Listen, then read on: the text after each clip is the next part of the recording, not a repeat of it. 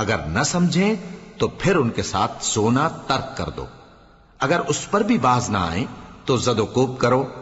پھر اگر تمہارا کہنا مان لیں تو پھر ان کو ایذا دینے کا کوئی بہانہ مت ڈھونڈو، بے شک اللہ بہت اونچا ہے، بڑا ہے۔ اور اگر تم لوگوں کو معلوم ہو کہ میاں بیوی میں ان بن ہے تو ایک منصف مرد کے خاندان میں سے اور ایک منصف عورت کے خاندان میں سے مقرر کرو، وہ اگر صلح کرا دینی چاہیں گے تو اللہ ان میں موافقت پیدا کر دے گا۔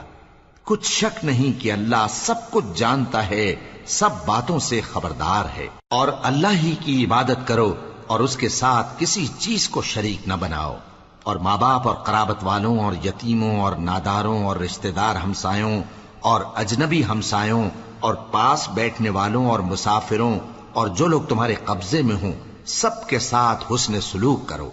بے شک اللہ تکبر کرنے والے، بڑائی مارنے والے کو دوست نہیں رکھتا۔ جو خود بھی بخل کریں اور لوگوں کو بھی بخل سکھائیں، اور جو مال اللہ نے ان کو اپنے فضل سے عطا فرمایا ہے اسے چھپا چھپا کے رکھیں،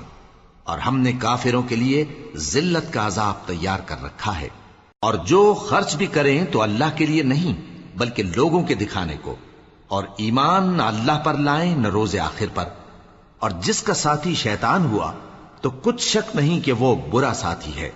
اور اگر یہ لوگ اللہ پر اور روز قیامت پر ایمان لاتے اور جو کچھ اللہ نے ان کو دیا تھا اس میں سے خرچ کرتے تو ان پر کیا مصیبت آ پڑتی، اور اللہ ان کو خوب جانتا ہے۔ اللہ کسی کی ذرہ بر بھی حق تلفی نہیں کرتا، اور اگر کسی نے نیکی کی ہوگی تو اس کو کئی گنا کر دے گا